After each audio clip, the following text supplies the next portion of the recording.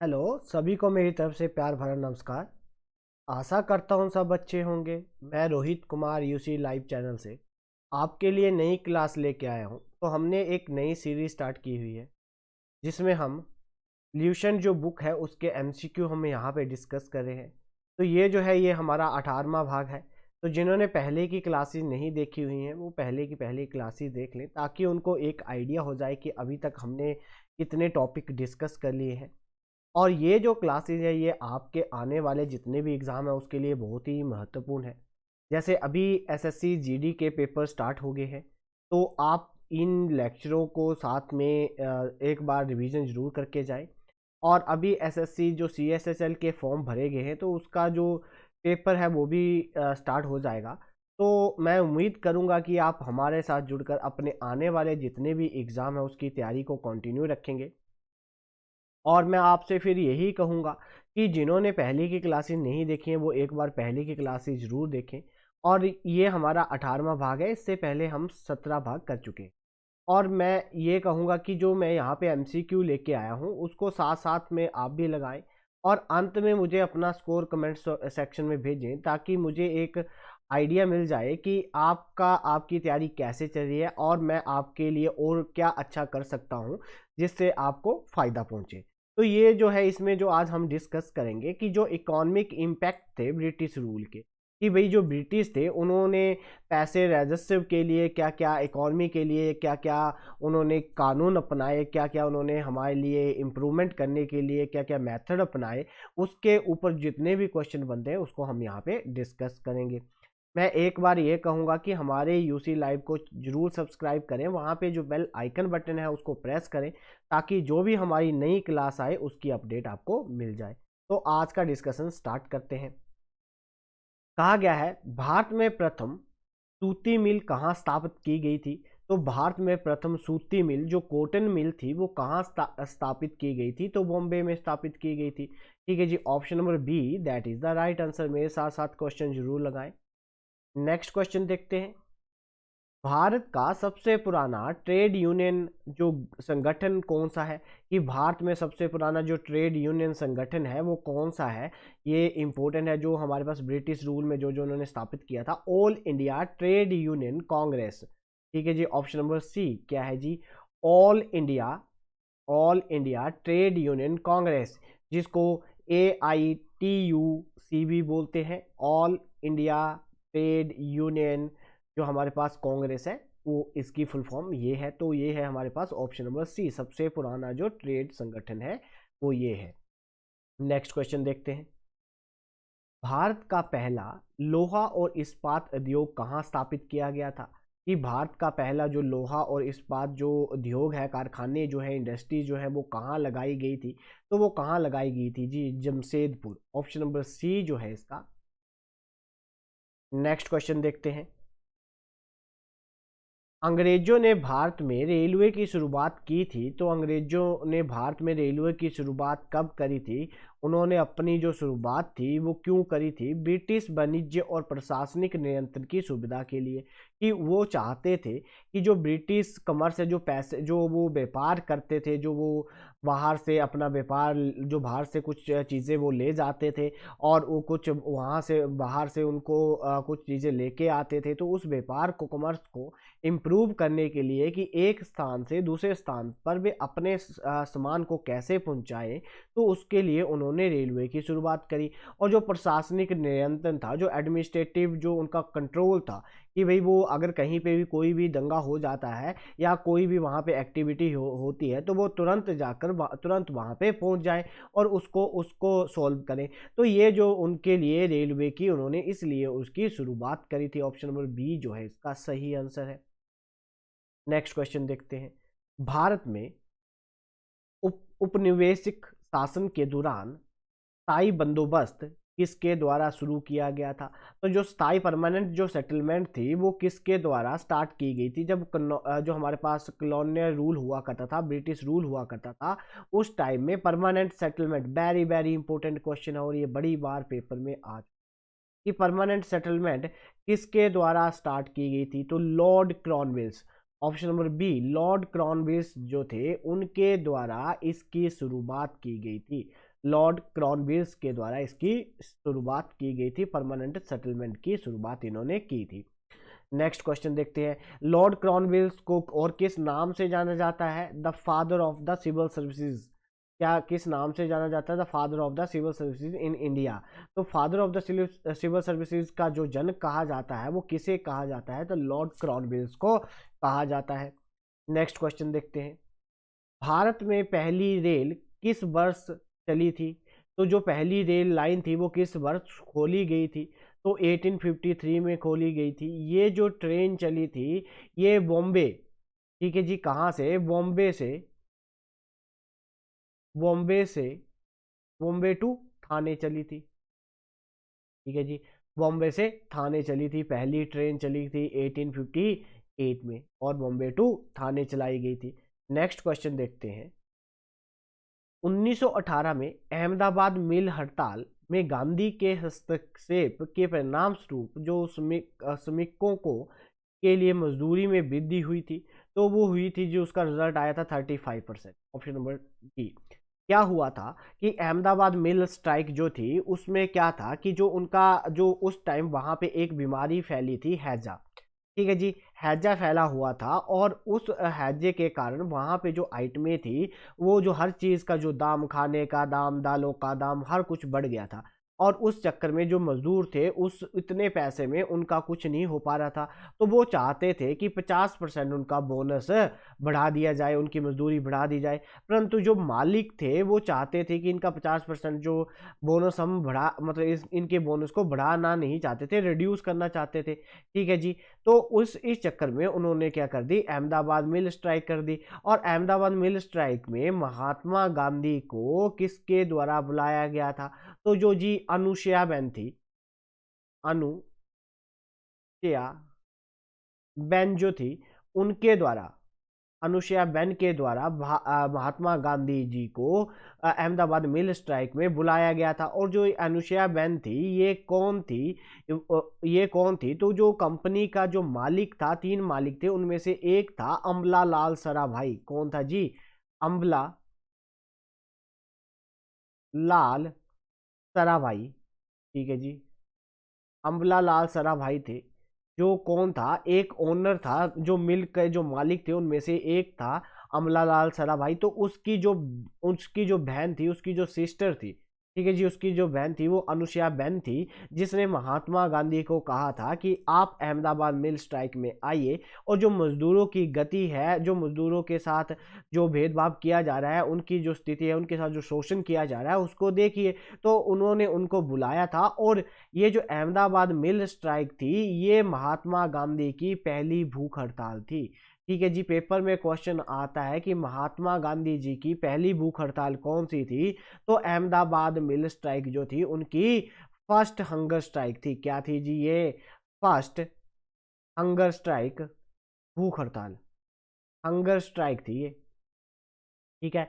महात्मा गांधी की पहली भूख हड़ताल कौन सी थी? अहमदाबाद मिल स्ट्राइक थी, जिसके बाद जो रिजल्ट आया था, मालिक जो मान गए थे 35% बोनस बढ़ाने पे, वो एग्रीमेंट हो गए थे, मतलब एग्री हो गए थे। और महात्मा गांधी ने इसमें 3 दिन का फास्ट करा था, 3 दिन का फास्ट उन्होंने करा था। तो पेपर में क्वेश्चन ये बन चुका है कि महात्मा गांधी की पहली हंगर स्ट्राइक कौन सी थी? तो उनकी जो पहली हंगर स्ट्राइक थी वो थी अहमदाबाद मिल स्ट्राइक। नेक्स्ट क्वेश्चन देखते हैं, चंपारण सत्याग्रह में किसानों की मुख्य शिकायत क्या थी?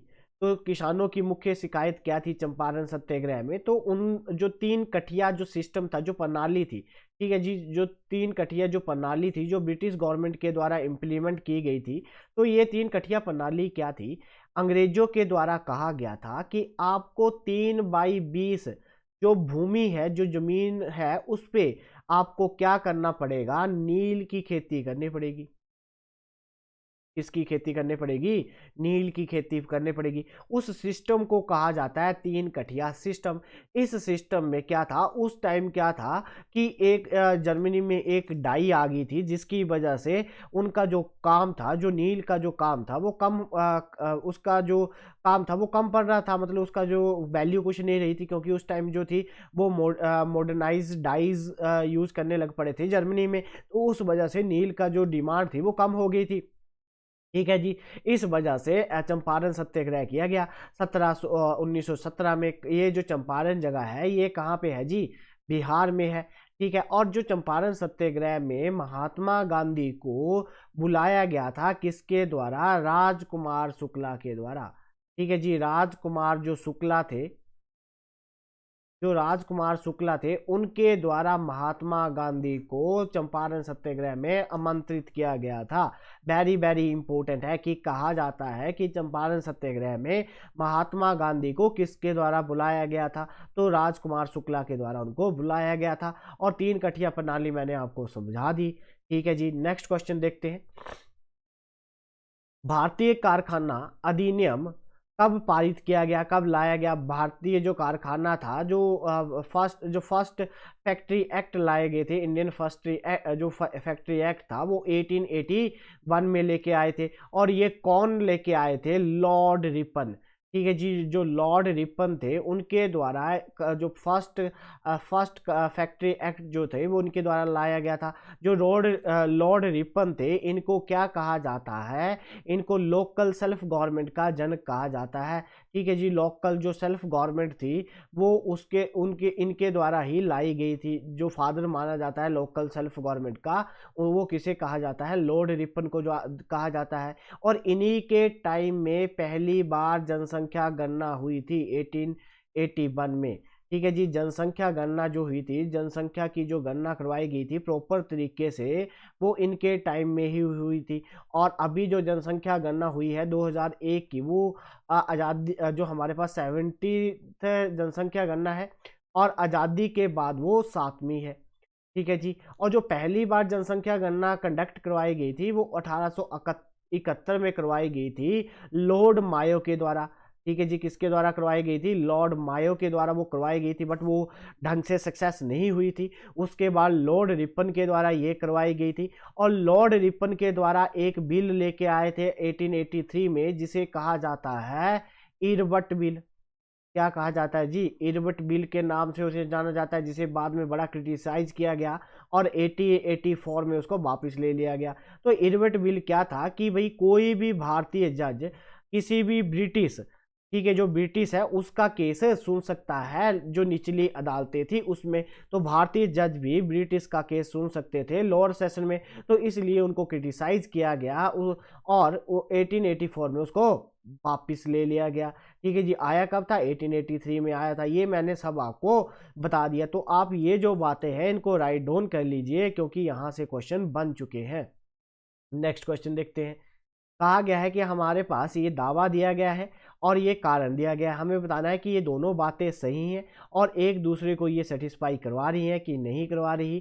ठीक है। कहा गया है कि प्लासी की लड़ाई की आदि आधी सदी के भीतर बंगाल की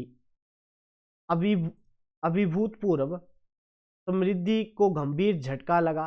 तो ये बात जी बिल्कुल गलत है। भारत में निर्यात की सबसे महत्वपूर्ण वस्तु कपास के सामान का निर्माण और भारत के अन्य हिस्सों में भारी वृद्धि हुई, जबकि बंगाल में गिरावट आई। बात बिल्कुल सही है। तो ऑप्शन नंबर जो हमारे पास आर है वो क्या है, बिल्कुल सही है। तो ए क्या है जी, गलत है। बट जो आर है वो क्या है, ट्रू है। ठीक है जी। तो आर क्या है जी, ट्रू है। तो ऑप्शन नंबर डी जो है इसका सही आंसर है कि भाई जब भारत में निर्यात की सबसे बड़ी जो वस्तु थी वो क्या थी, कपास था। ठीक है जी। कपास कॉटन को भारत से निर्यात किया जाता था। ठीक है। और भारत के अन्य हिस्सों में भारी वृद्धि हुई, बस बंगाल में क्या होने लगा, इसकी गिरावट होने लगी। बिल्कुल बात सही है। तो ऑप्शन नंबर डी जो है इसका सही आंसर है। नेक्स्ट क्वेश्चन देखते हैं। निम्नलिखित भारतीय स्वतंत्रता सेनानियों में से किसने भारत के प्रति व्यक्ति आय का अनुमान लगाने का प्रयास किया था। तो वो वे कौन थे, वे भारतीय सेनानी स्वतंत्र फ्रीडम फाइटर कौन थे जिन्होंने भारत के व्यक्ति की प्रति आय का अनुमान लगाने का प्रयास किया था कि प्रत्येक व्यक्ति की भारत में कितनी इनकम है, कितनी आय है, उसका प्रयास किसके द्वारा किया गया था। ये जो काम किया गया था, ये किया गया था दादा भाई नौरोजी जो थे, दादा भाई जो नौरोजी थे उनके द्वारा ये काम किया गया था। और दादा भाई नौरोजी के द्वारा कि जो वर्ड था, जो हमारे पास इंडियन नेशनल कांग्रेस बोलते हैं, भारतीय राष्ट्रीय कांग्रेस बोलते हैं, तो जो कांग्रेस वर्ड है वो भी इनके द्वारा ही दिया गया था। ठीक है जी, नेक्स्ट क्वेश्चन देखते हैं। निम्नलिखित में से किसे मूल्यांकन प्रणाली के तहत ब्रिटिश सरकार किसानों से सीधे राजस्व वसूल करती थी? ठीक है जी, तो ऐसा कौन सा सिस्टम था जिसके अनुसार जो गवर्नमेंट थी, जो ब्रिटिश गवर्नमेंट थी, वो सीधे से सीधा फार्मर से क्या लेती थी? रेवेन्यू। कोई बिचौलिया बीच में नहीं हुआ करता था। ठीक है जी, तो उस सिस्टम को क्या कहा जाता है? तो उस सिस्टम को रैयतबारी सिस्टम कहा जाता है। कि जो रैयतबारी सिस्टम था उसमें जो गवर्नमेंट थी और जो फार्मर थे उनके बीच में सीधा कॉन्टैक्ट था कि फार्मर सीधा किसको पैसे देता है जी? गवर्नमेंट को। इसमें बीच में जो बिचौलिए वाला जो काम था उसको क्या कर दिया? उसको कैंसिल कर दिया था। ठीक है जी, ऑप्शन नंबर बी जो है इसका सही आंसर है। ठीक है जी, नेक्स्ट क्वेश्चन देखते हैं। निम्नलिखित में से किसने 1848 में भारत में लोक निर्माण विभाग की शुरुआत करी थी?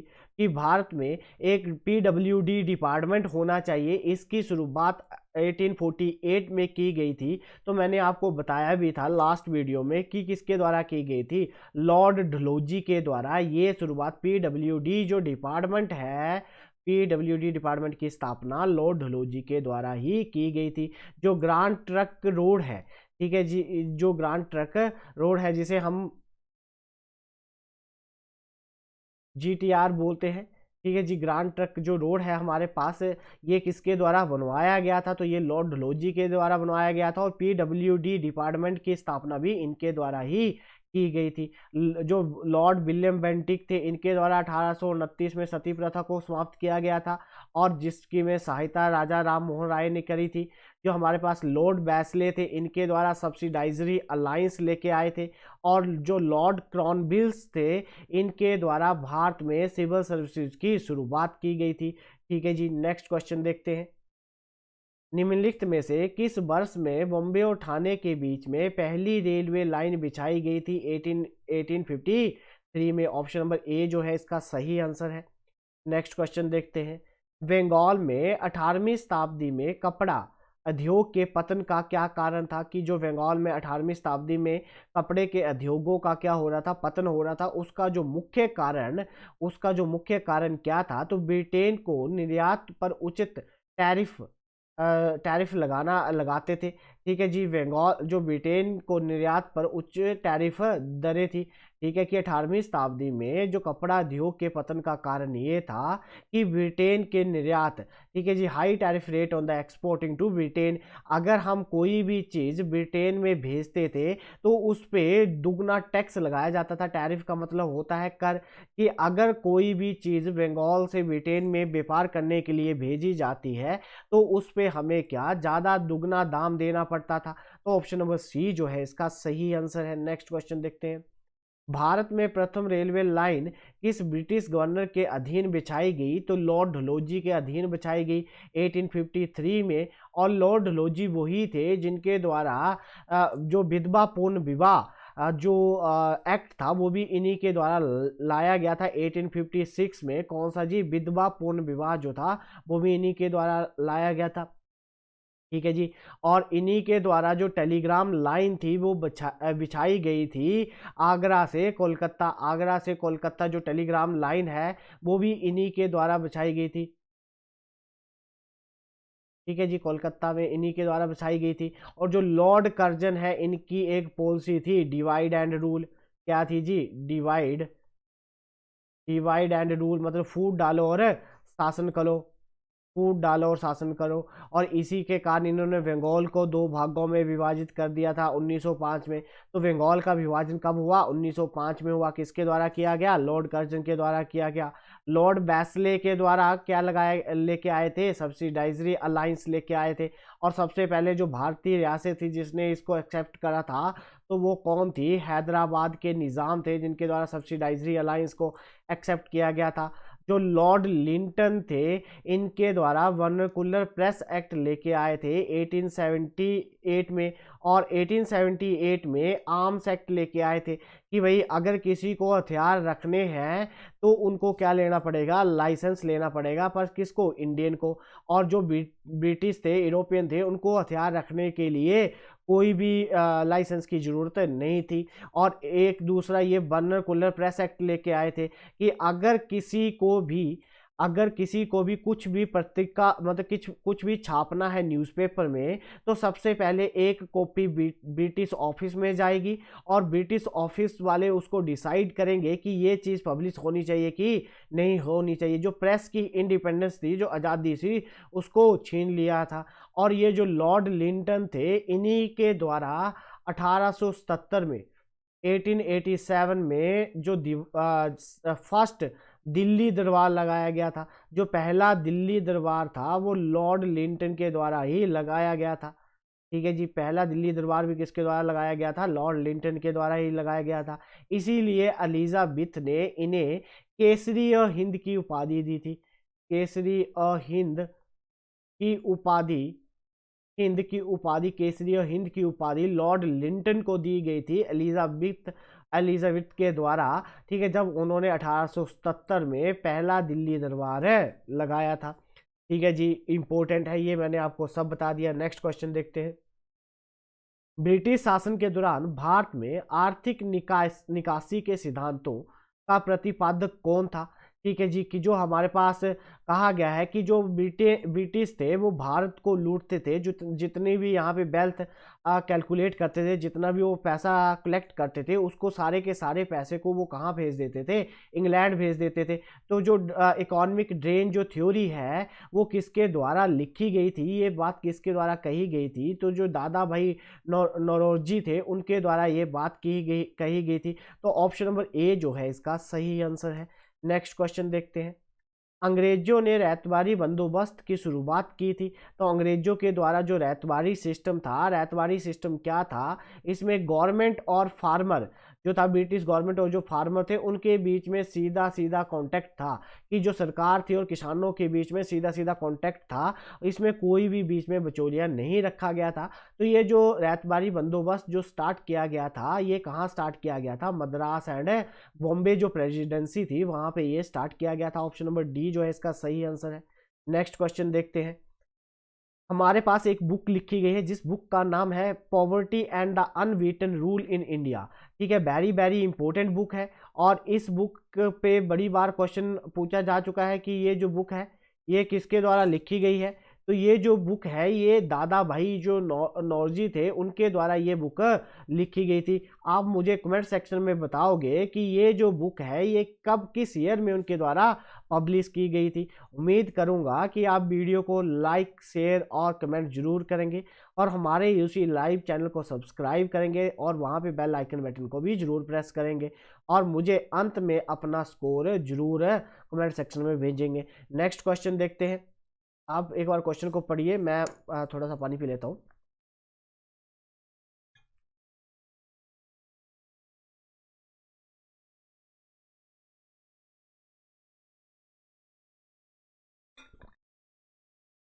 देखिए, क्वेश्चन में कहा गया है कि बंगाल और बिहार में स्थायी बंदोबस्त की शुरुआत करने का श्रेय किसको जाता है।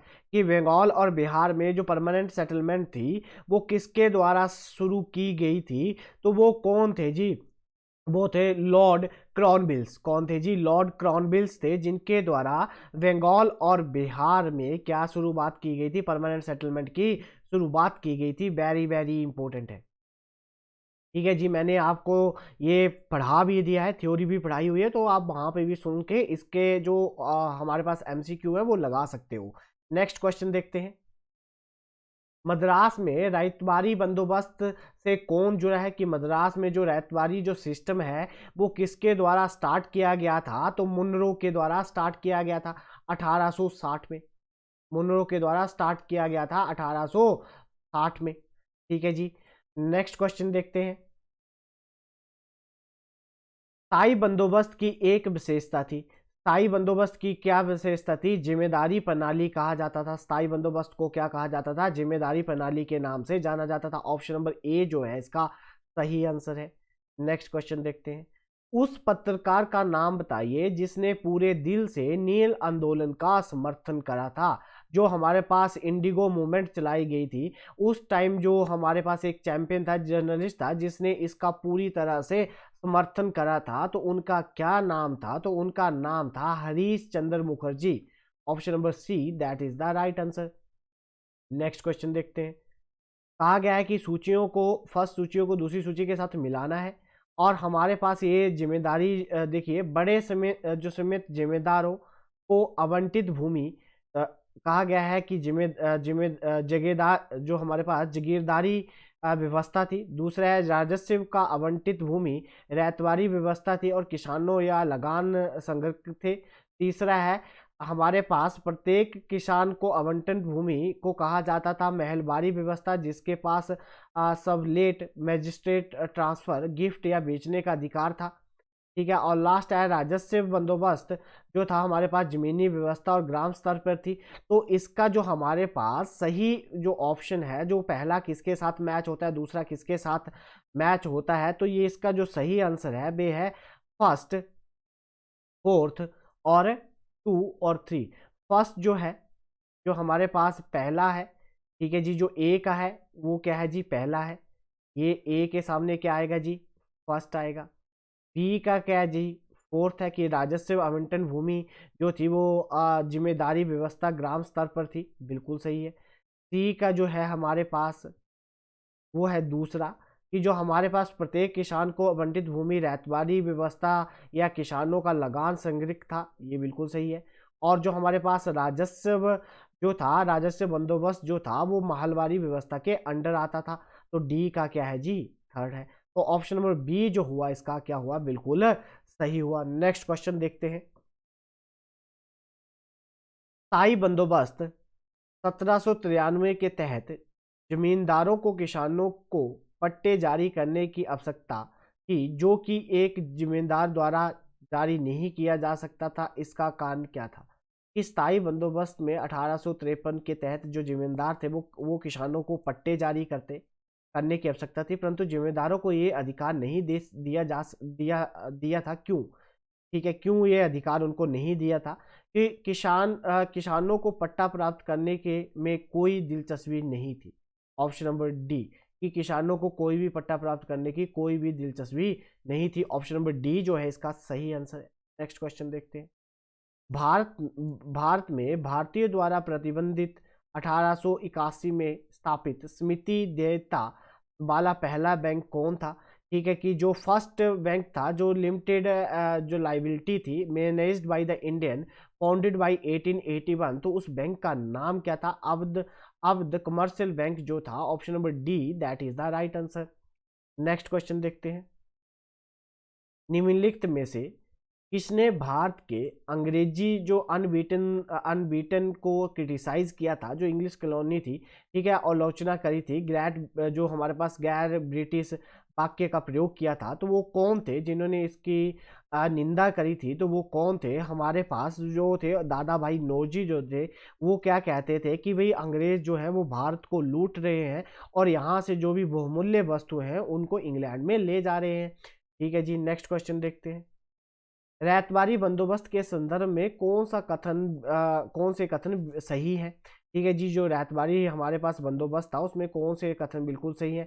लगान और भुगतान किसानों द्वारा सीधे सरकार से किया जाता था, बिल्कुल सही है। किसान और फार्मर के बीच में डायरेक्ट कॉन्टैक्ट था। सरकार ने रैयतियों को पट्टे दिए थे, बिल्कुल सही है। कर लगान से पहले भूमि का सर्वेक्षण और मूल्यांकन किया जाता था, ये बात भी बिल्कुल सही है। Option number C that is the right answer. Next question देखते हैं। कहा गया है कौन सा कथन बिल्कुल सही है? कहा गया है कि जो दादा भाई नौरोजी द्वारा भारतीय राष्ट्रीय आंदोलन के लिए सबसे प्रभावी योगदान ये था कि उन्हें अंग्रेजों द्वारा भारत के आर्थिक शोषण को जो उजागर किया। ठीक है जी, वही जो दादा भाई नौरोजी थे, उनके द्वारा कि जो राष्ट्रीय आंदोलन को प्रभावी बनाया, क्योंकि उन्होंने ये लोगों को जागरूक किया कि भाई जो अंग्रेज है वो भारत के बहुमूल्य वस्तुओं को लूट कर अपने देश ले जा रहे हैं, उसके लिए उन्होंने उनको बताया। तो ये बात बिल्कुल सही है, ऑप्शन नंबर ए जो है बिल्कुल सही है। प्रत्येक भारतीय ग्रंथों की व्याख्या और भारतीयों के लिए आत्मविश्वास का बहलना पहलना किया, गलत है।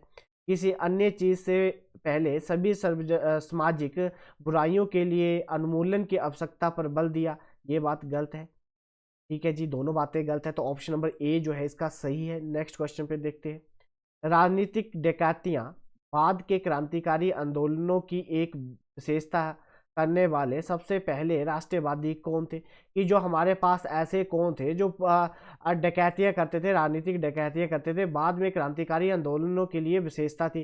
ठीक है जी, जो डकैतियां थी वो एक फेमस होगी कि अगर किसी को भी आंदोलन करना है उसके लिए पैसे चाहिए, तो सबसे पहले जो ये जो काम किया था, तो ये काम किसके द्वारा किया गया था? जो वासुदेव बलवंत फड़के थे, option number C, Vasudev Balwant Phadke के द्वारा डकैतियों की शुरुआत की गई, और बाद में जो क्रांतिकारी आंदोलनों की ये एक विशेषता हुआ करती थी। तो ऑप्शन नंबर सी जो है इसका सही आंसर है। नेक्स्ट क्वेश्चन देखते हैं।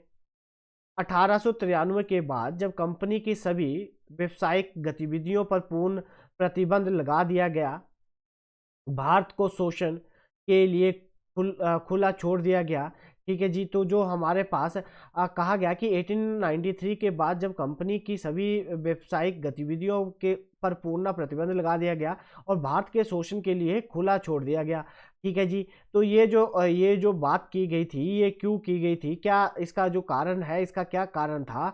तो हमारे पास जो जिम्मेदार और बड़े जो जिम्मेदार थे, ठीक है, जो जमींदार और बड़े जमींदारों के कारण ये काम किए गए कि भाई अब जो लूटा जाएगा भारत को, वो कंपनी खुद नहीं लूटेगी, जो जमींदार है और जो बड़े जमींदार है वो भारत को लूटेंगे और कर को वसूल करेंगे, और वो उसको किसके पास देंगे? उसको जी ब्रिटिश के सरकार के अधीन करवाएंगे। ठीक है जी, ऑप्शन नंबर डी जो है बिल्कुल सही है। नेक्स्ट क्वेश्चन देखते हैं। भारत में ब्रिटिश पूंजी निवेश की अकेली सबसे बड़ी जो मद थी वो क्या थी? सबसे ज़्यादा जो ब्रिटिश ने सबसे ज़्यादा जो इन्वेस्टमेंट करी थी, वो सबसे ज़्यादा कहाँ पे करी थी? वो रेलवे में करी थी। ठीक है, रेलवे में सबसे ज़्यादा जो पैसा लगाया था ब्रिटिश गवर्नमेंट ने, वो किस पे लगाया था जी? रेलवे में लगाया था। नेक्स्ट क्वेश्चन देखते हैं।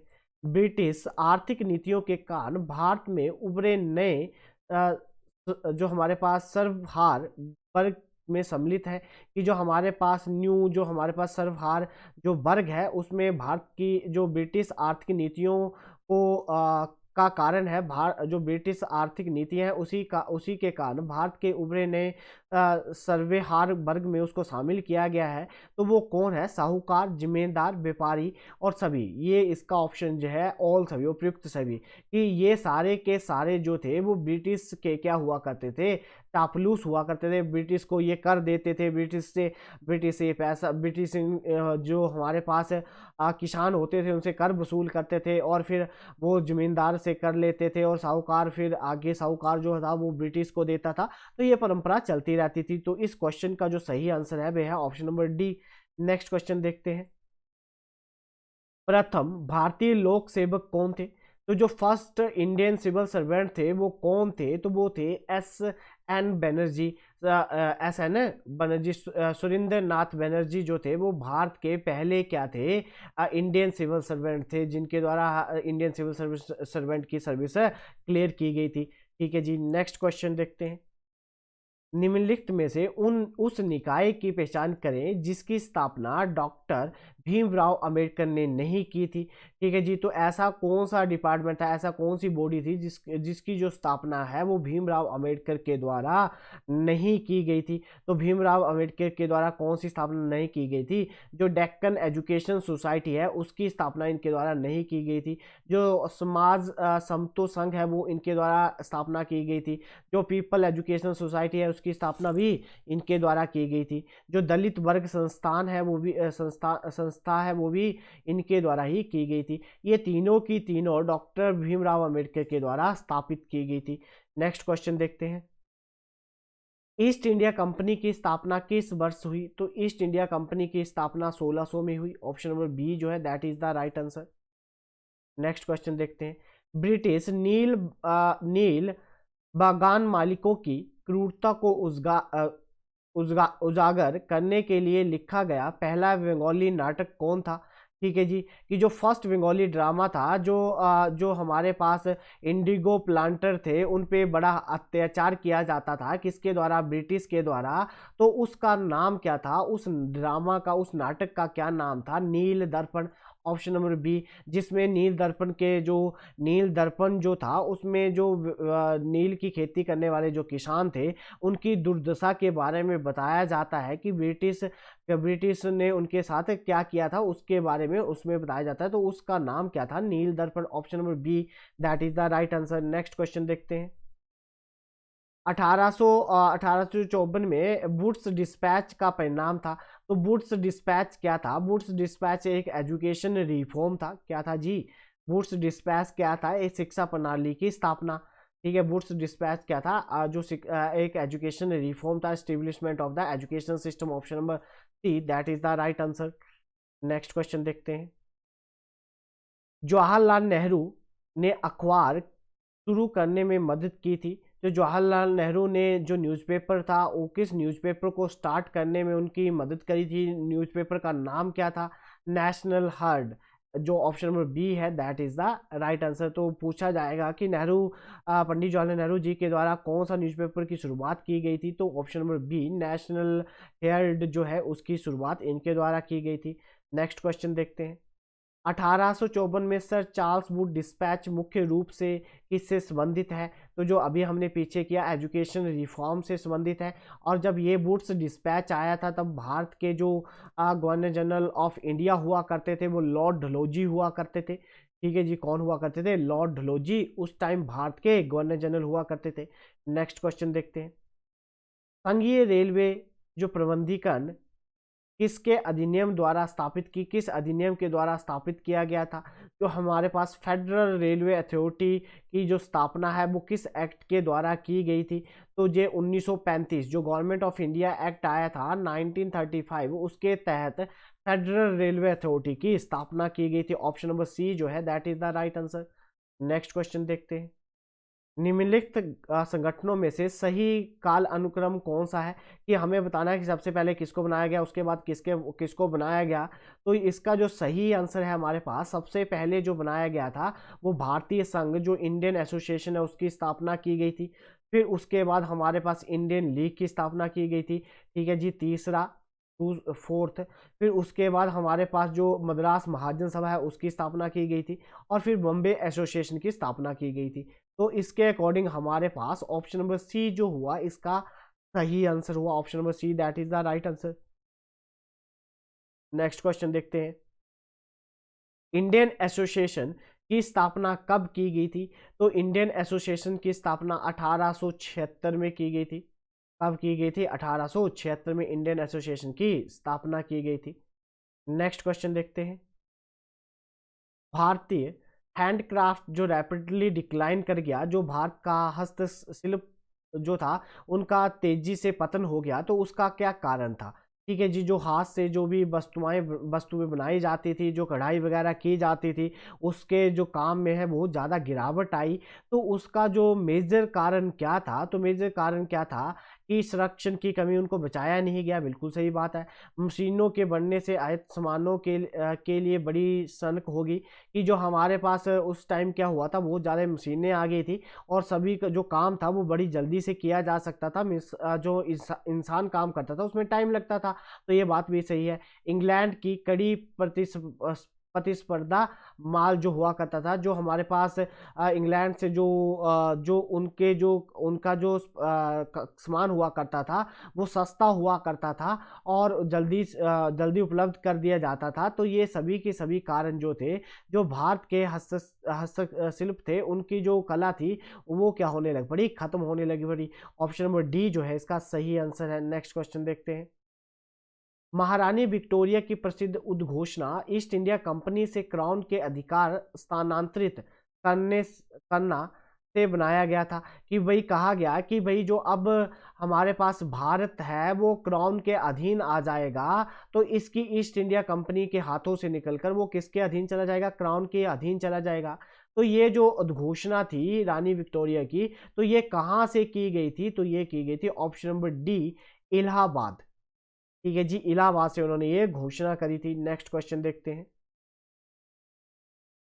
1893 के बाद जब कंपनी के सभी व्यावसायिक गतिविधियों पर पूर्णतः विराम लगा दिया गया था, तो भारत के शोषण के लिए खुला छोड़ दिया गया था जो जमींदार और बड़े जमींदार थे उनको। ऑप्शन नंबर डी जो है that is the right answer. ठीक है जी, option number D that is the right answer. Next question देखते हैं। भारत में व्यापार और उद्योगों और हस्तशिल्पों को नष्ट हो जाने के बाद भारत में कराधान का भार मुख्य रूप से किसके द्वारा वहन किया जाना था। ठीक है जी, जो हमारे पास इंडिया में जो था क्या किया गया, जो ट्रेड इंडस्ट्री और जो हैंडक्राफ्ट था उसका जो बर्डन और टैक्सेशन था वो अब किसके ऊपर आ गया।